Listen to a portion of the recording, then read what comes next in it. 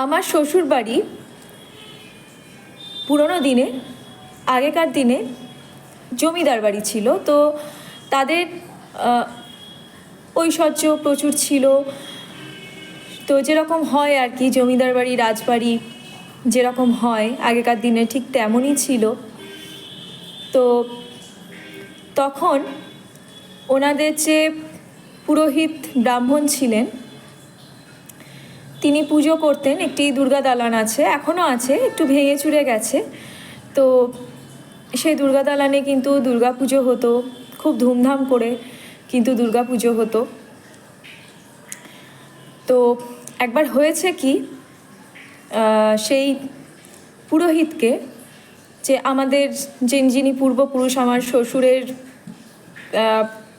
হয়তো দাদু টাদু তারও আগে হয়তো, তো তিনি আর কি দেখতে চেয়েছেন, জানতে চেয়েছেন পুরোহিতের কাছে একদিন, যে এই যে আপনি দুর্গাপুজো করছেন, তা আপনি কি করে বুঝতে পারেন যে প্রাণ প্রতিষ্ঠা হলো কি না? তখন পুরোহিত বললেন যে আমি মা দুর্গার মূর্তি দেখলেই আমি বুঝতে পারি যে মায়ের মধ্যে প্রাণ প্রতিষ্ঠা হয়েছে কি হয়নি। তো তখন জমিদার বাড়ি, জমিদারদের ব্যাপার বুঝতেই পারছেন, তাদের হাতে ক্ষমতা ছিল, একটু ক্ষমতা প্রয়োগ করার চেষ্টাও তারা করতেন।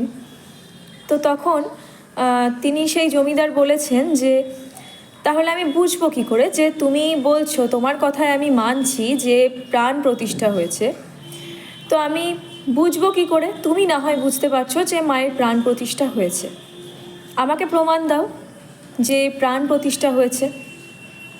এক্ষুনি যদি আমি মা দুর্গার পাটা কাটি, তাহলে মা দুর্গার পা কাটলে কি রক্ত দেখতে পাবো? উনি বললেন অবশ্যই, আমাদের যেরকম শরীর যদি কেটে যায় তাহলে যেরকম রক্ত বের হয়, সেরকম যদি আমি মা দুর্গার পায়ে যদি কাট লাগাই, তাহলে কিন্তু মা দুর্গার পা কেটে কিন্তু রক্ত বেরোবে।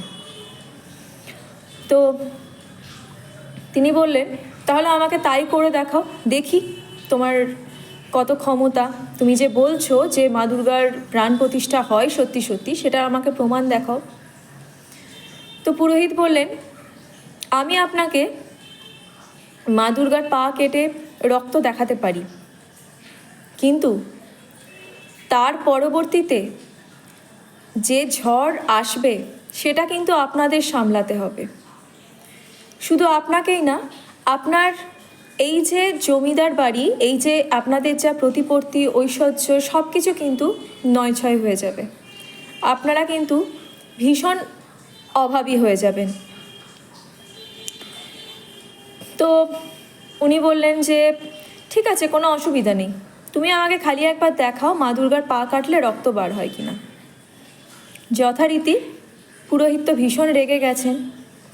পুরোহিত কিন্তু মা দুর্গার পা কাটে এবং সত্যি সত্যি কিন্তু মা দুর্গার পা কেটে কিন্তু রক্ত বার হয়। তো তারপর পুরোহিত বলে দেন আমি আর আপনার এই জমিদার বাড়িতে পুজো করতে কোনো দিনও আসবো না, আর ভবিষ্যতে যদি কোনো দিন আমার যারা ভবিষ্যৎ প্রজন্ম, তাদেরকেও নিষেধ করে দেব যাতে আপনাদের এখানে পা না দেয়, আপনাদের বাড়িতে যেন পা না রাখে। আর যদি কখনো কোনোভাবে আমার ভবিষ্যৎ প্রজন্ম যারা আসবে, তাদেরকে যদি আপনারা কোনো রকমভাবে এ বাড়িতে আনতে পারেন, তবেই কিন্তু আপনাদের কিন্তু ঐশ্বর্য সমস্ত কিছু আবার আগের মতো আসতে শুরু করবে।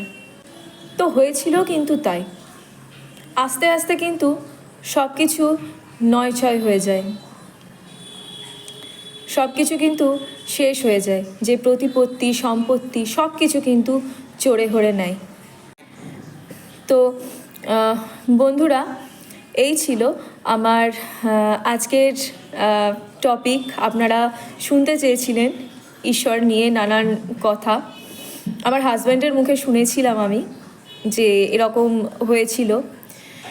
তো আমার ভাসুর নাকি কোনো এক সময়ে ওই যে যিনি কুলপুরোহিত ছিলেন, যিনি অভিশাপ দিয়েছিলেন, তার যারা ভবিষ্যৎ প্রজন্ম, তাদের একজনকে নাকি আমাদের বাড়িতে এনেছিলেন।